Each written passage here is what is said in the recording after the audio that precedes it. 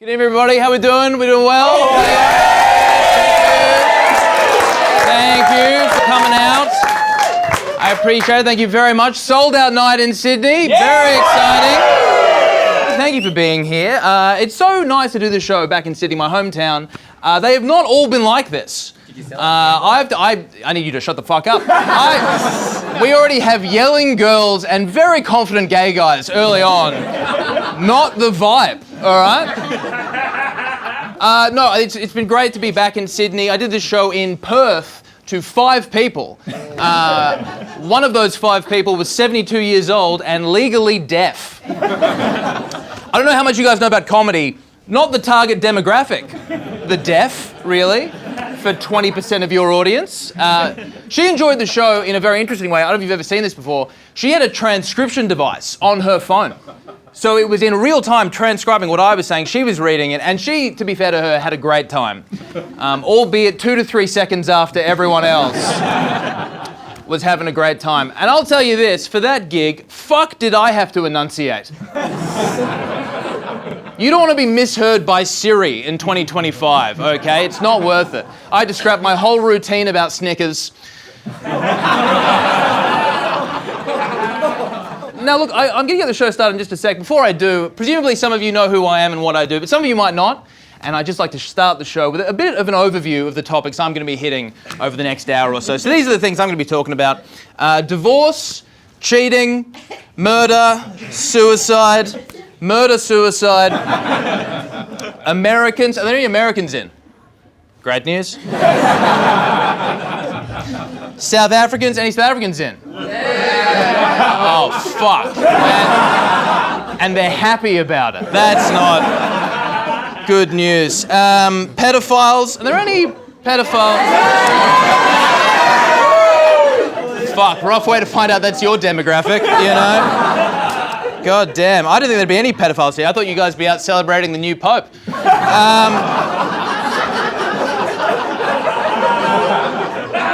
Oh, if you guys like low-hanging fruit, great news. There's so much more coming. The British, the Chinese, the Germans, war crimes. I said Germans. The Make-A-Wish Foundation.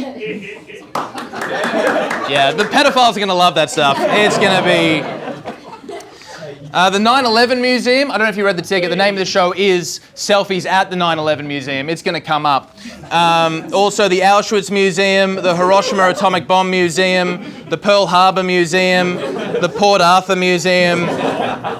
Fuck, sorry, this is a travel itinerary. That's my mistake. I've got a big trip after this I'm looking forward to. Palestine, Ukraine, Russia, not Israel. I know where the money is.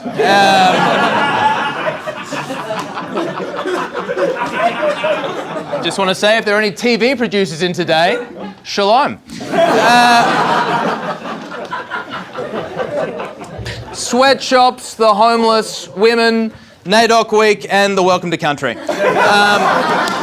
And look, jokes aside, always was, always will be, no refunds. So, now what I'm going to do, now that's out of the way, I'm going to go back there, and we're going to dip the lights, and you're going to hear the music, and then I'm going to go, ladies and gentlemen, please welcome to the stage, Tom Witcombe, and you guys are going to make heaps of noise, and I'm going to come to the stage. Can you do that? Yeah! All right, let's get it underway. Let's hit the lights. Let's get the music.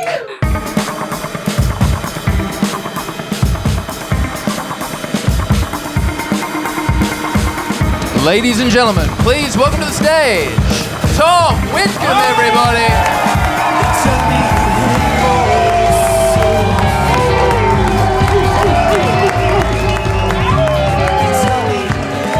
Thank you so much, everybody. I appreciate you coming out. I've got a great show for you guys. Lots of stuff I want to talk about. I don't want to give anything away. But before I get into the material, I want to start with a very quick story, a story that's helped me think about how I'm approaching stand-up comedy at this stage in my career. Has anyone heard of the comedian Vir Das before? It's interesting, very few people have, and it's strange because Vir Das might be the biggest comedian in the world right now. Because Vir Das is the biggest comedian to ever come out of India. And Vir Das tells this story about doing a show in Mumbai, sold-out show, absolutely packed theatre, and in the front row, straight in the middle, 2 teenage boys. And he's talking to them, he's making fun of them, saying, oh, did your daddy buy you these tickets? How did you afford these? And they said, no, we saved up for these ourselves. And he said, how on earth could you possibly have afforded these tickets? And they said, well, we skipped lunch. Every day at university for a semester, the two of them would go to the cafeteria. They wouldn't eat, they would sit and they would talk about the show and save that money. And they used it to buy the tickets that day. And he said when he heard that story, he decided for the rest of his career, he would do whatever he could to give his all to every performance. Because you never know what someone has sacrificed to be there. And when I heard that story, I decided I was going to do everything I could in my career to avoid poor fans. Nothing against poor people. Some of my closest friends employ them. But I don't need that kind of pressure on my shoulders. No, thank you. I don't want fans who skip dinner to buy tickets to my show.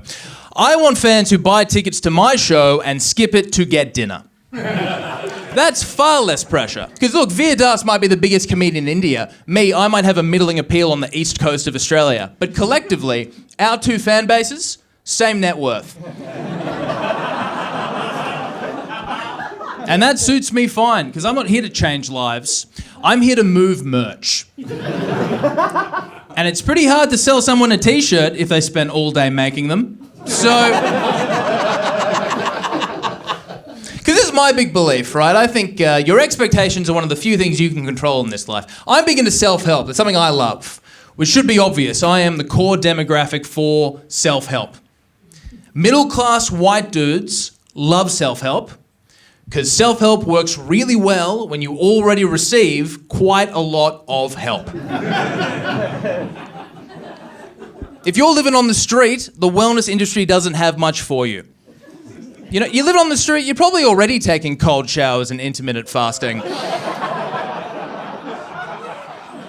There's nothing left for Joe Rogan to teach you. You're on top of it. You couldn't spend more time outdoors if you tried.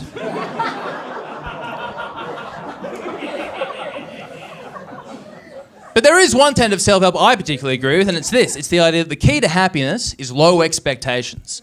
I think that's true. I think if you can set your sights low, the world will consistently delight you. That is why I, personally, hate dirty talk. Dirty talk sets the bar too high. When I was single, women would say things to me like, oh, Tom, tell me what you're going to do to me. What am I going to do to you? Are you wearing a wire? What am I going to do to you? How's this? I'm going to do my best. How's that? I'm going to try my hardest. Would that be good enough? In the bedroom, I'm like a personal trainer. I'll do everything I can, but at the end of the day, the results are on you, okay? What are you going to do to me? I have to call my shot now, like I'm having sex with a billiards table. Unbelievable. This might end up in the wrong pocket. And it counts, to be clear. I can't do dirty talk. I remember one time in university, leaving a party, going home with a girl. On the way back, she whispers in my ear, very aggressive. She goes, oh, Tom, when we get home, you're going to fuck me all night long. I was like, look, I doubt it. I appreciate the confidence. I really do. And who knows, stranger things have happened. It'd be a first. I'm 20 years old. I lost my virginity 6 weeks ago. It's amazing I haven't come already.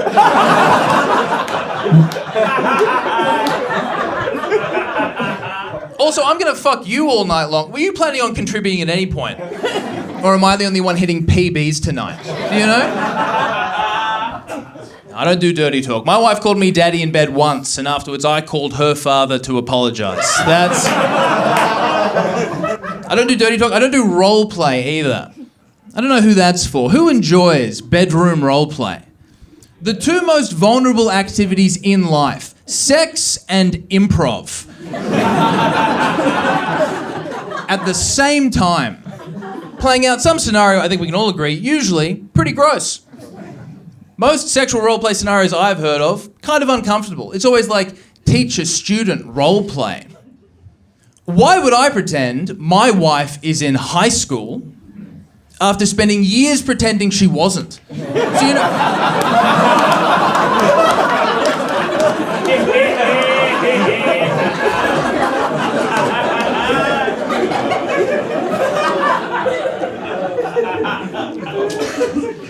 Now, if I'm going to do role play in the bedroom, it's not going to be some smutty teacher-student thing. It's going to be classy. If I'm doing role play, it's going to be theatrical. It's going to be Shakespearean, in that the female roles will be played by young boys, is how I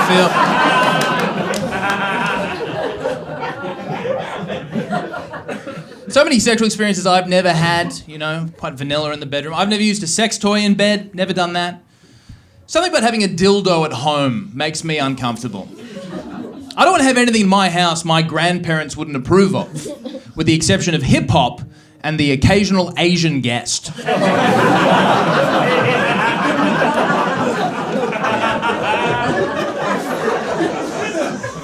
Because home is obviously the best place to listen to hip-hop when you look like I do. It's the only place you get to use all the words. You can't do that anywhere else. You can't even do that in the car. I was in the car with a friend. We're listening to hip-hop. He's singing along. He's white, obviously. He's my friend. And he's singing along. He's using the word. Made me very uncomfortable. And look, maybe it's just because he wasn't using any of the other words. Just hitting the same one over and over again.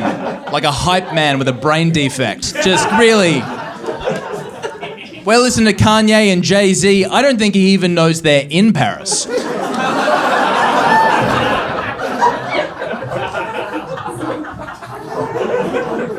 I've never had a gay experience. I've never done that. And frankly, I blame my friends. Because none of my friends had gay experiences, and if they had, I would have. I know me. I'm a follower. I give in to peer pressure. If all of my friends had jerked off a cliff, and Cliff was a nice guy, I'd at least have thought about it, you know? I don't know, you start to wonder, you get further along in life, you think, will I ever have any of these experiences? Because I'm 33 years old, I got married last year, I clung onto my youth for as long as I could. You know, I got married last year, I was the last of my friends to get married. In fact, the year I got married, the first of my friends got divorced. Fuck, just when you thought you've caught up. You're already a step behind. Do you know? I was the last to get a girlfriend, the last to get engaged. Now I'm going to be the last one stuck on his first wife. This is embarrassing. Where am I going to get a second wife? I don't know any Thai women.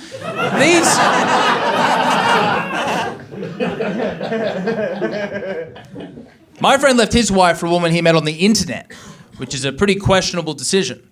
And look, it started innocently enough. For him, it was just a platonic friendship. For me, a harmless prank. And now... I have a divorced friend. I didn't know it would end up this way. It's an uncomfortable place to be. It's bittersweet. When you're in a group of friends and you're in your 30s, a friend gets divorced, you don't know how to take it. Because on the one hand, it's obviously sad to see your friend split up. But on the other hand, it is kind of nice as a group to have something new to talk about. Fuck, we needed this. Conversations in your 30s are dry. The only thing we're talking about anymore is marathon preparation and the real estate market. It's nice to discuss a broken home that won't be getting renovated. You know?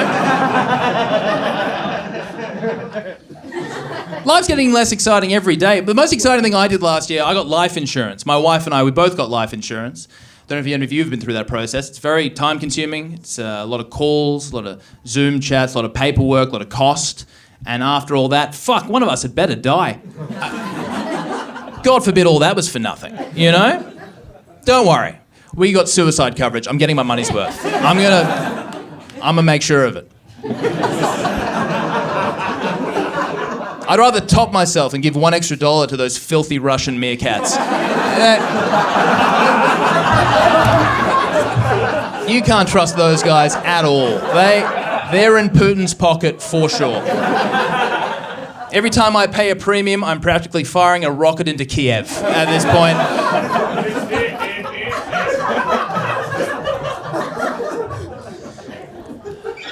$1.5 million. That's how much money I get if my wife dies.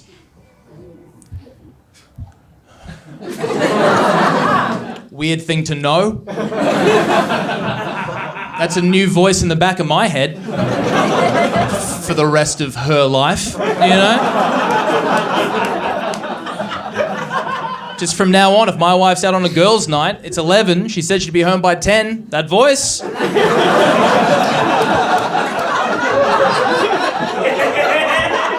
Look, maybe she's fine. Or maybe you're about to be rich and single. Who knows? The night is young. Who could happen, you know? And obviously I would not want that to happen, but it is a lot of money. 1.5. If I wanted to earn $1.5 million through comedy, I'd have to do this gig 1,500 times. Or kill my wife once. Now, I have never killed a woman before, and I'm getting tired of saying it.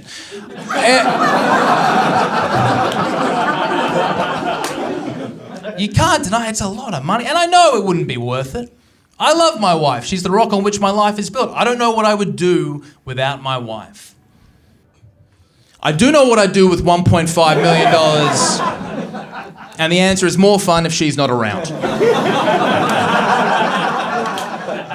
If she's here, it's just pay down the mortgage, invest the rest. If she's gone, it's first-class flights to Thailand, find a new wife. Step 2, more life insurance, actually. You don't leave the table on a hot streak, you know.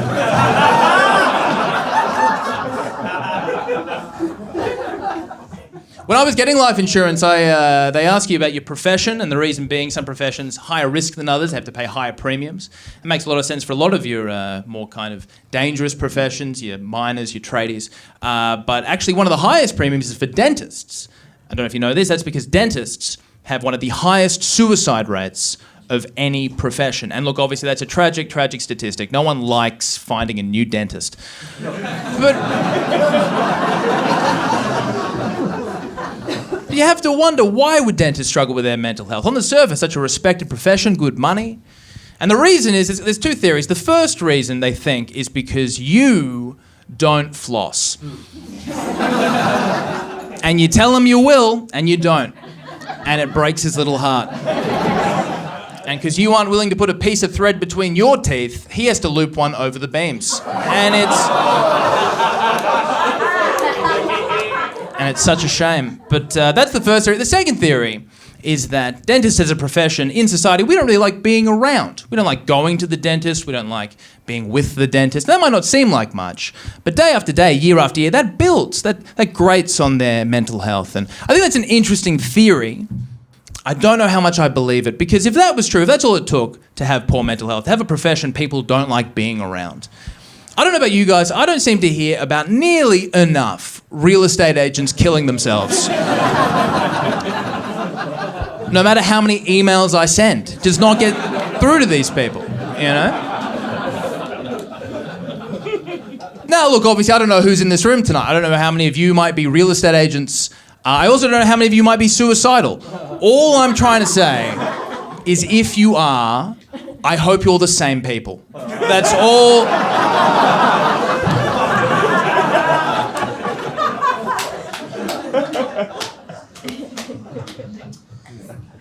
So now I have, I'm really struggling with how much less interesting my life is getting. Now I'm in my 30s. I keep thinking about how much better life was when I was younger, how much more exciting it was. Go to a party in your 30s, all I can think about is how much better parties were in high school. Parties in high school, things happened. There was drama, intrigue, gossip. Go to a party in your 30s. The chances of you seeing anyone behind a bush getting fingered. Almost none. And I'm looking. Go to a party in your 30s, try to convince 2 new mothers to kiss for attention. You know, they don't do it. It's a shame. You're 17 years old, you see 2 girls kissing, it's the greatest moment of your young life. It doesn't matter what they look like. 2 5s kissing, still a 10, you know? Now if I want to see 2 girls kissing, I got to wear glitter and go to a march. It's not nearly as exciting, you know? Parties in your 30s are dry. I've gone to even worse parties recently. I've had to start going to children's birthday parties.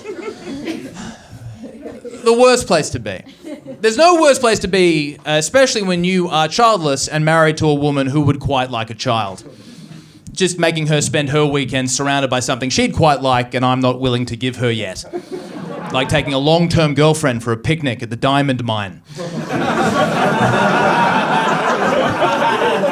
Where you'll also find children, obviously.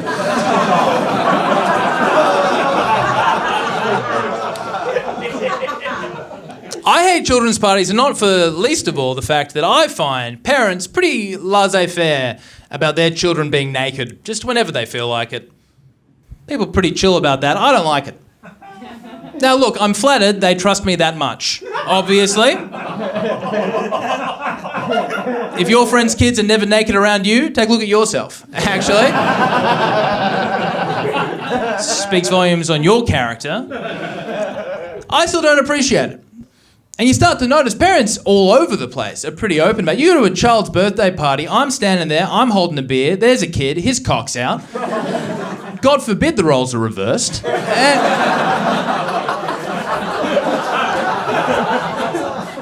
And it's not just at children's events. I've seen naked children in Westfield car parks. I've seen naked children at public parks. It's crazy. A naked child is the only thing that I can think of that is more acceptable in public than on the internet. Go to any beach in Australia this weekend, you'll see something you're not allowed to Google.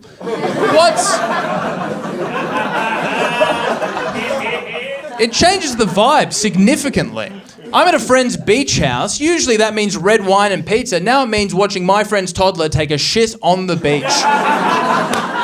And I'm the weird one for being uncomfortable. They think it's hilarious. If it's so funny, why did TikTok take down my video? Do you know? I find parents in 2025 pretty reluctant to do much parenting. I don't know if you've noticed this. I was on a flight recently. There was a kid on this flight being a total nuisance the entire flight, kicking, screaming, yelling. No one said anything. No one said anything to this kid or his parents. And I think the reason is this kid was wearing a t-shirt. And on the front of this t-shirt was the logo for the Make-A-Wish Foundation. We knew this was coming. I gave you so much warning. And before everyone gets very uptight, let me put you at ease. I'm not convinced this kid was sick.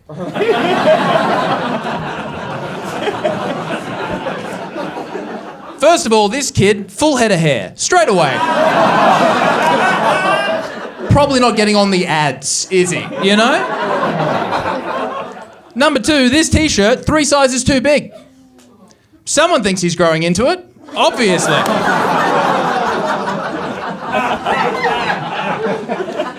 Number 3, we're flying to Adelaide. What wish has ever come true? In Adelaide? When I'm in Adelaide, my wish is to get cancer.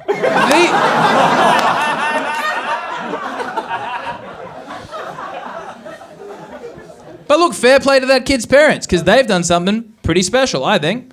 Pretty smart. Because I'll tell you this, if I had a kid who couldn't behave on airplanes and I was a lackluster parent, tell you what t-shirt I'd be buying. The Make-A-Wish Foundation t-shirt. Try to criticise that kid's parenting, you know? My kids would be head-to-toe sympathy merch. From their Starlight Foundation socks all the way to their beanie for brain cancer. I dare you to criticise my parenting. I dare you. Try and get mad at a kid for kicking the shit out of your chair when every kick could be his last, you know? Watch that guy change his tune pretty quickly when he's like, hey, can you tell your fucking kid he is so brave? So brave.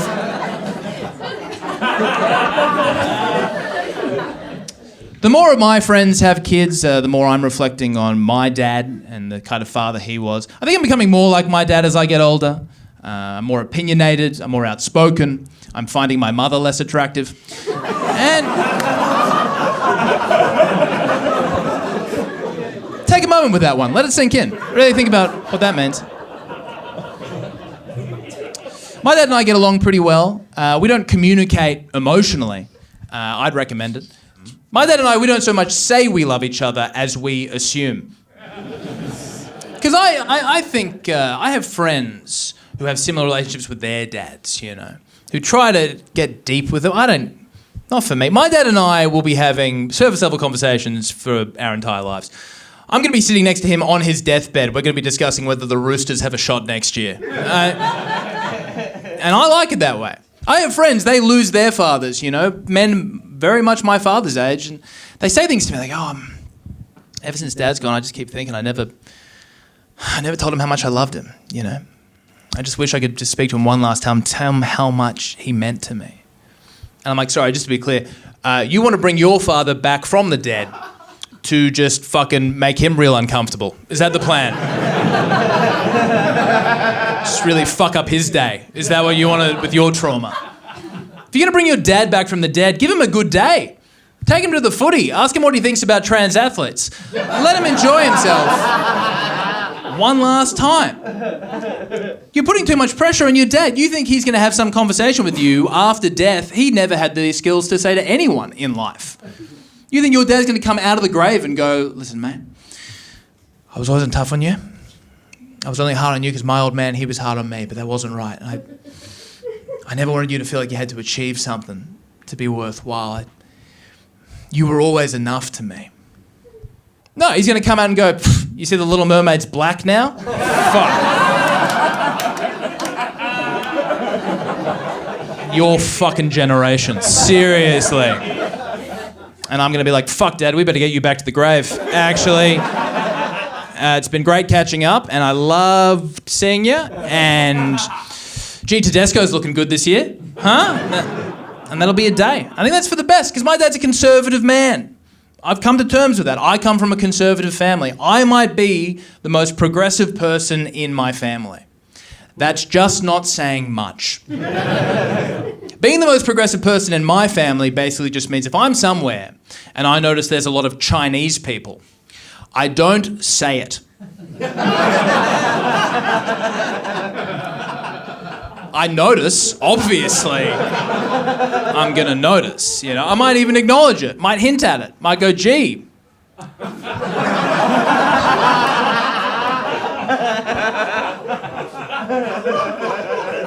lot of umbrellas out for a sunny day, huh?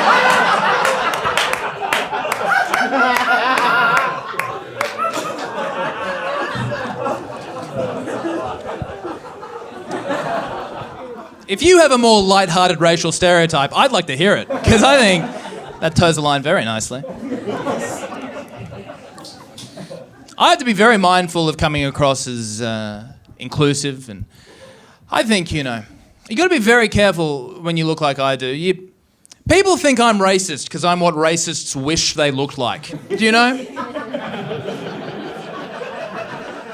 Neo-Nazis would kill for these features. And have. Do you know? I walk past an alt-right rally, they're all offering me high fives, you know. That might not be what they're doing.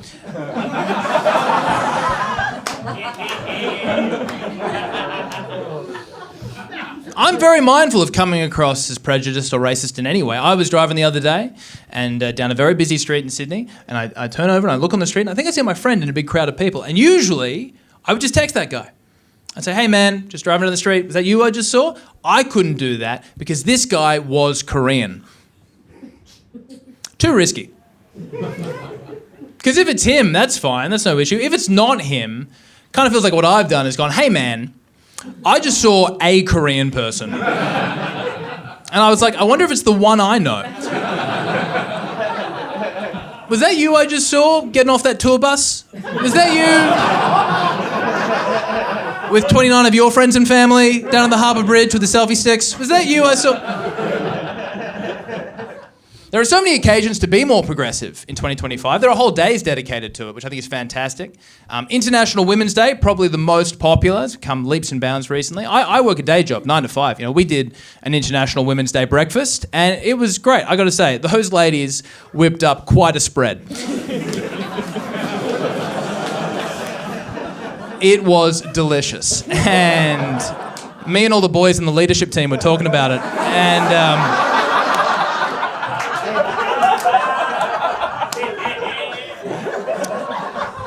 Those girls are going to make some men very happy one day. And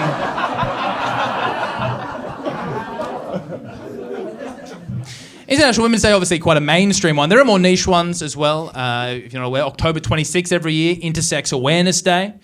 Don't know if you've heard of that. Intersex people, if you're not aware, people who biologically possess traits of both of the sexes, and we spend a day recognizing the problems and the issues and the challenges that come with that. And some people would say, is that tokenistic? Is one day enough? You know, should we be spending more time focusing on these people? And I would say, look, it's better than nothing. And, don't know if you know this, intersex people make up 0.1% of the population. But a day is 0.3% of the year. We may be doing too much. You know, statistically, we're over-delivering at this point. All things being equal, it should be intersex awareness breakfast. You know? Not breakfast, we'll do brunch. We'll do brunch. If there was ever a meal intersex people could relate to.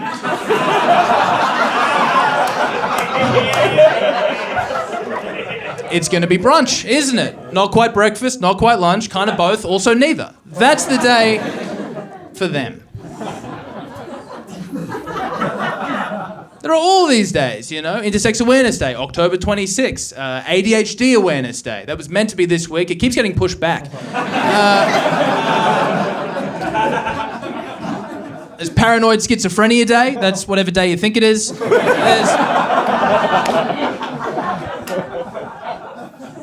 Some of these days have gotten so popular we had to stretch them out even further. Autism Acceptance Week happens every April. And obviously that's a nice touch, isn't it? Acceptance, a step on from awareness. Awareness, I think we can agree, pretty low bar. You don't even need to like these people. Just know they're out there somewhere. You could be out on October 26th wearing a t-shirt saying, "Death to all intersex people," technically spreading awareness. That's why Autism Acceptance Week is such a great step, although also not without flaws. Because I think we can all agree when you start to acknowledge Autism Acceptance Week, what you are saying as a culture is we have not done enough to accept these people into our society. And I would argue, if there's one group in our society who may not have been accepted and might not have realised it yet, it's probably the autistic, isn't it? There's a chance they have no idea that things aren't going great for them. And that could be awkward.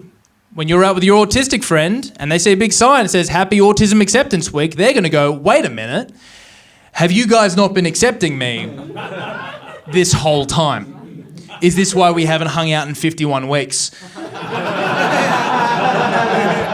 And you're going to have to go, fair play, you are good at counting.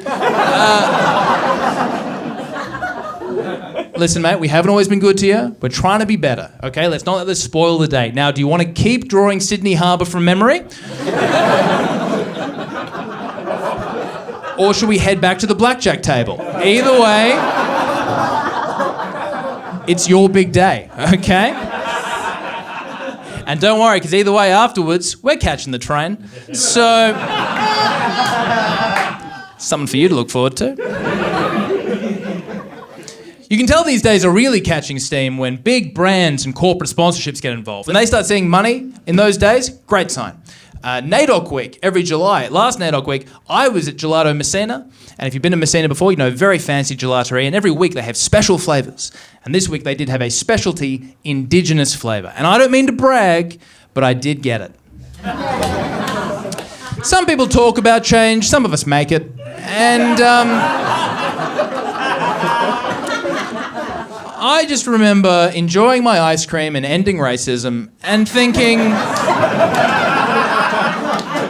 how much further along the path of Indigenous rights we'd be if more brands had just taken the time to make reconciliation a little more delicious, you know? If there were more chances for me to consume away my white guilt. I think I should be able to go to McDonald's on January 26th and go, "Hi, I'll have the Invasion Day value meal, please, with the always was, always will beef burger. And one Eddie Marbo McFlurry. Thank you. The machine's broken. You don't have to tell me, brother."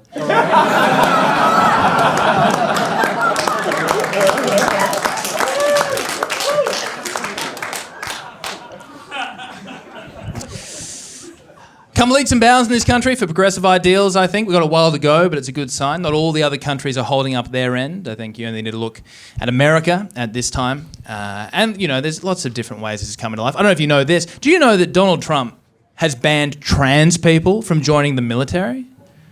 That is so unfair. Trans people deserve a safe way to see the Middle East.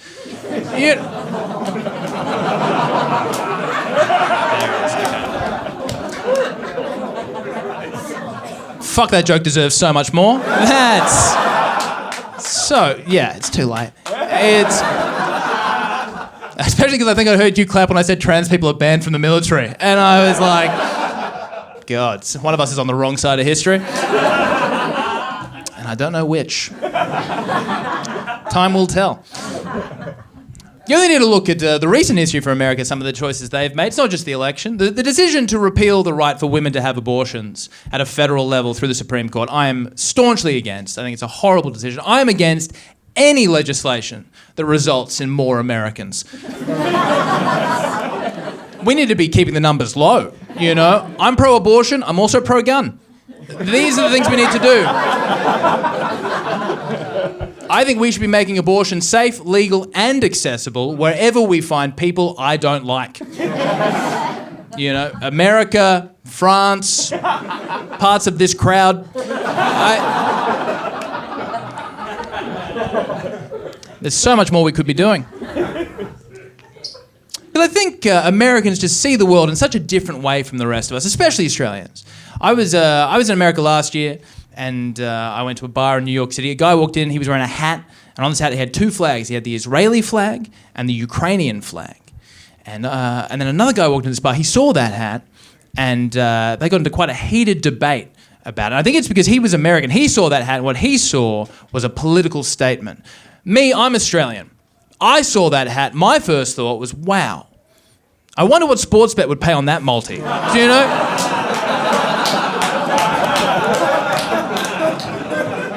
Americans are so proud of their identity and where they come from, proud of their history, which baffles me. I can't relate to that at all. This is my cultural background. I'm a quarter South African, and to me, that is too much. No one wants to be more South African than they have to be. Still, 25% more than I'd like. And look, keep in mind, members of my family, 100% South African, if you can believe that. I'm not going to name names because I can't pronounce them. But the white South African, not a particularly beloved breed. I think we can agree. No one's excited to find out a white South African is coming for dinner. No one's like, oh, you got to meet Shulk. You're gonna love him. He has an unearned sense of self-importance and no filter. You're gonna love Shulk. Ask him about race. It's hilarious. Ask him... No.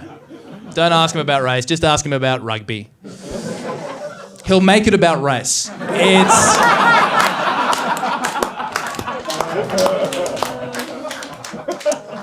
The white South African is the worst of every subcategory. It's the worst of the whites, the South, and the Africans in one package. And that's a quarter of me. This is the rest of my background. South African, British, German. That's a lot of guilt. Everything from the First Fleet to the Third Reich. Like some kind of racism podium I have to live with. My Ancestry.com is a list of human rights violations. That's all it is. I sent away a sample of saliva. I received a summons to The Hague.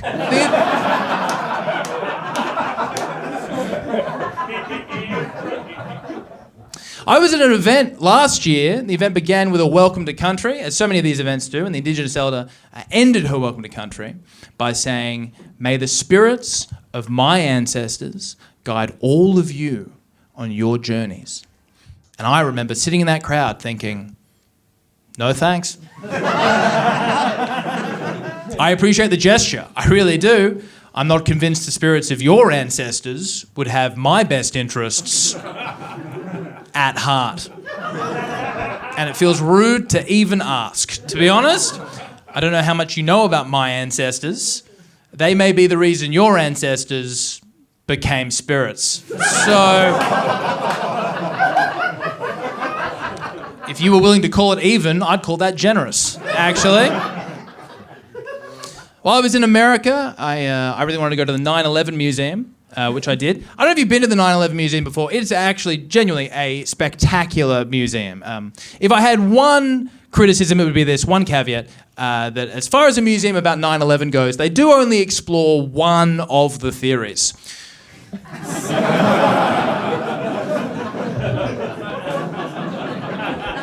There's a lot of stuff they don't talk about in that museum. Not a single mention of the fact that jet fuel doesn't actually melt steel beams. A fact no one there would have even known had I not been there to tell them. I wanted to go to the museum because my family has an interesting relationship with that date. My uncle was living in Manhattan in 2001. He has one of these stories, I feel like you hear all the time. They can't all be true, but he swears by it. One of these like near-miss lucky stories. He was meant to be flying out of Manhattan on September 11th on the morning. And the night before, he went out with some mates, had a few too many drinks, slept through his alarm. He wakes up, he panics. He's like, got to get to the airport. Runs downstairs, hops in the cab, gunning it, trying to make it on time.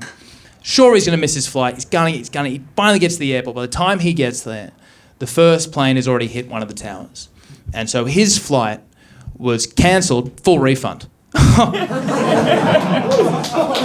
Talk about lucky. You know what I mean? It doesn't get much closer than that. That is. He swears by it. I don't know, but I want to go to the museum and see if they told his story. And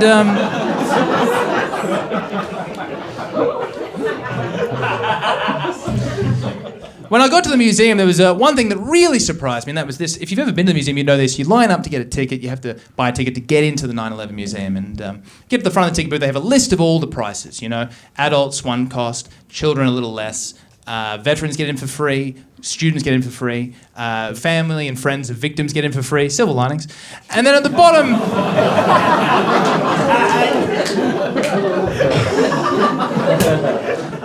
and then at the bottom of the list, they had one category I wasn't expecting, which is members. You can be a member of the 9/11 Museum. If you're like really big into 9/11, you can get a membership. I was pretty tempted. I thought about it. I didn't. I decided in the end I couldn't justify it. I'm already platinum at Auschwitz,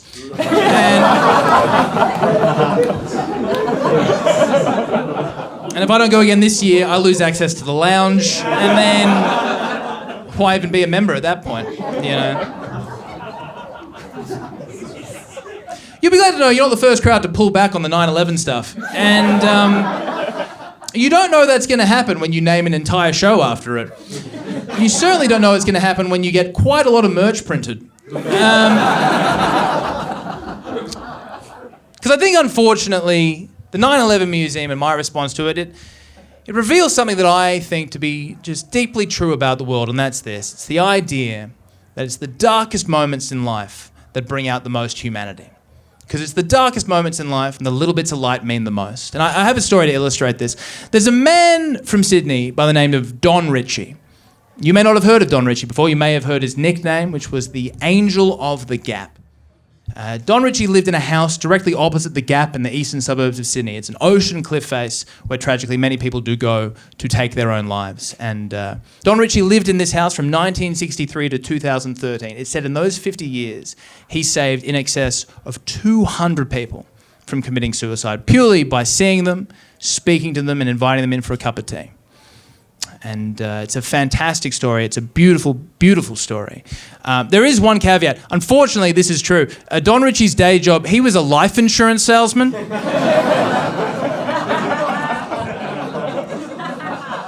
We can't be sure of his motives, unfortunately. You know, maybe he was a good Samaritan. Maybe he was a company man to the end. You know, you'd have to ask the meerkats. They'll... The tragic part of this story is Don Ritchie passed away in 2013, and after that, the house went unoccupied for almost a decade. It took that long to find someone willing to take up that mantle, and I'm not surprised, because that must have been a bitch of a house to sell. Can you imagine the real estate agent's pitch to get that sale over the line? Like, guys, come on through, can't wait to show you this. One of my favourite properties on the market right now. 2-bedroom, post-colonial cottage. Notice the fantastic detailing on the skirting boards, but also all along the ceiling. But I don't have to tell you guys the feature of the house. Panoramic views over the cliff face. Don't worry about that guy. 2 bedrooms. One downstairs, one upstairs. Upstairs, a little smaller, good for a study. Or I don't think he was crying. Good for a study. or a kid's room. Very secluded, very private, soundproof windows, you're going to want those. Now, do you guys like fresh flowers? Because...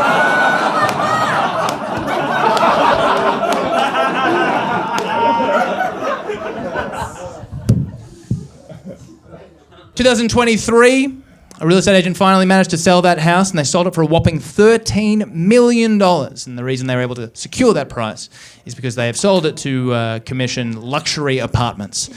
And I think it just goes to show the true moral of all of this, which is no matter how dark things may seem, no matter how bleak things may appear, there is always, always, always an opportunity to profit. And... so I'd like to share the merch I'll be selling after the show. These are my commemorative selfies at the 9/11 Museum tea towels. These are 100% for sale. There you go. It's just got the title on the top and the tour dates. And then the logline of the show, a night of stand-up comedy will #never forget. And they come in 2 types. This is towel 1 and that's towel 2. They're identical, they are twins, obviously.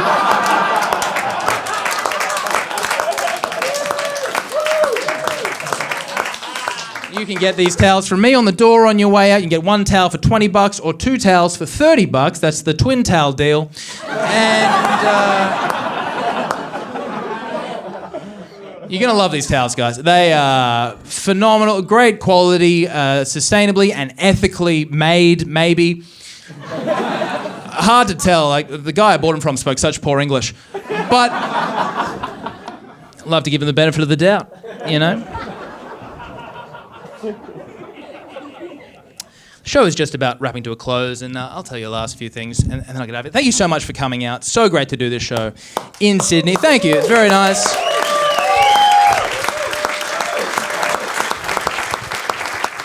I've been thinking more and more about what it means to be a man in 2025. I think past generations of men have maybe used ignorance as an excuse to not think about what women have to deal with in a modern society. And I don't think men of my generation can afford to make that mistake. I think we need to be opening ourselves up to the experiences of women. So I've been watching quite a lot of feminist porn. It's pretty good. Be careful, when you Google feminist porn, a lot of the first results are like 5 dudes teach feminist a lesson. That's a different category. And there's a time and place for that as well. But feminist porn is actually, it's porn made for women by women. And it tends to look pretty much like regular pornography, except the women are having a nice time.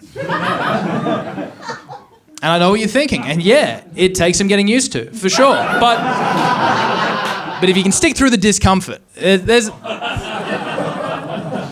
some good times to be had. The men in feminist porn ask a lot of questions. A lot of like, is this okay? Can I touch you there? Is that all right? Not what I'm used to.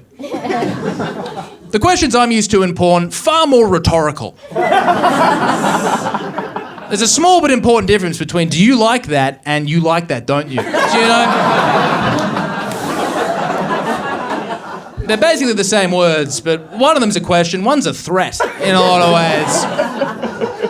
It's unbelievable. It's taken me 33 years to find out I've been a feminist this whole time. I didn't know I'd find out this way.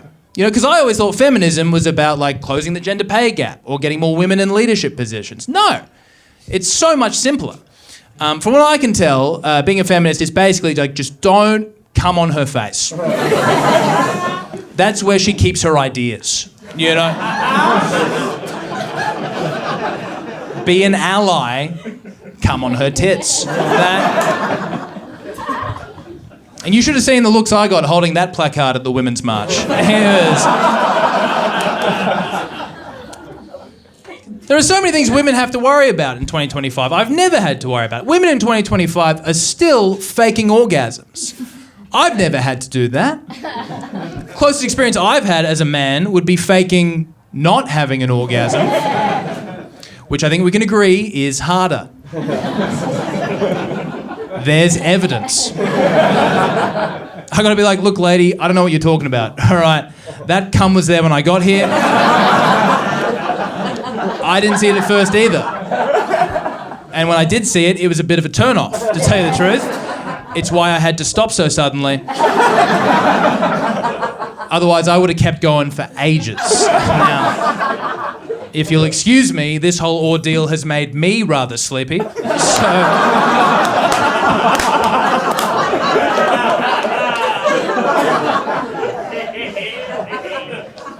And it's not just the frivolous stuff. So many things women have to worry about. Like, I watch quite a lot of true crime. You guys might as well. You probably heard this story 1,000 times. A woman disappears. Documentary makes it pretty clear the husband almost certainly did it. Can't prove it in a court of law. Husband walks free. So frustrating, because all it would take to fix that is just one new law. We just need a new law that says from now on, it's illegal to have a wife who gets murdered. We don't have to prove he did it. We just need to prove that she's dead and he married her and he goes to prison. Now look, will some innocent men go to jail? No.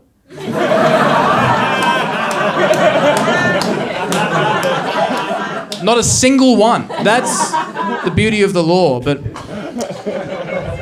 unfortunately, until we get to that day that we can make a change at a legislative level, we need to just make our own little changes every single day.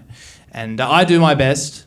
I think sometimes if I'm walking home, it's late, I'm alone, I can feel vulnerable. I can only imagine how a woman in that situation must feel. So now if I'm walking home, it's late, I see a woman, she's walking home, she's alone, I feel as if I have a responsibility to make her feel safe. So I just think, look, safety in numbers. So I'll just try to stay like 2 or 3 steps behind her, you know? Just the whole way back to her place. Just let her know I have her back. And that's hard, because she's dictating the pace. And sometimes, as a man, you just gotta go, well, I guess we're running.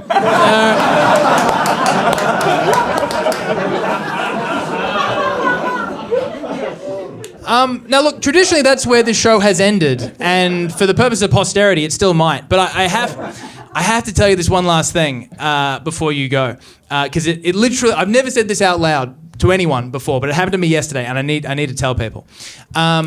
I named the show Selfies at the 9/11 Museum because when I was at the 9/11 Museum, I saw so many people taking selfies in front of the memorial. I didn't. I watched them do it. And I just remember thinking, what a bizarre thing to take a moment of somberness and sadness and tragedy and just put yourself at the center of it. And for what? The approval of strangers on the internet. And then I realized, oh, that's what I do exclusively in my comedy. So, and I also thought it was a funny name.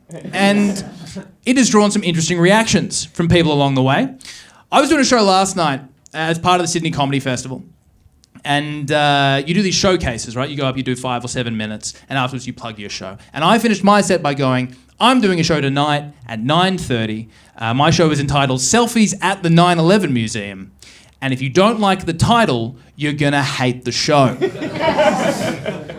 After the show, I'm handing out flyers in front of the venue, and a guy comes up to me and goes, are you the Selfies at the 9/11 Museum guy? And I'm like, yes. And he goes, I have something for you.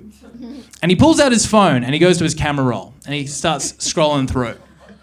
And I'm like, I'm pretty sure I know what I'm about to see right now. And I go, did you take a selfie at the 9/11 Museum? And he goes, no. I'll go, you're one better than that. I have no idea what I'm about to see. He keeps scrolling, he finds it, he turns it to me, and it's a photo of him and his brother sitting on a couch, aged 3 and 5. And behind him, the Manhattan skyline, with the Twin Towers covered in smoke.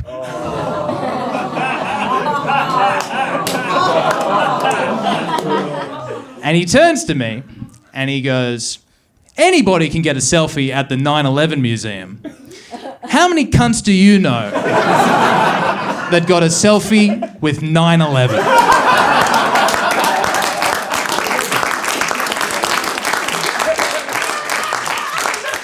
And I said, fuck me.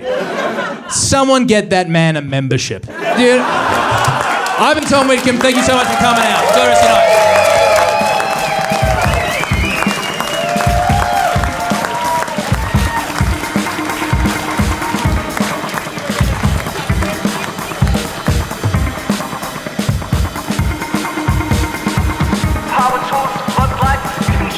station.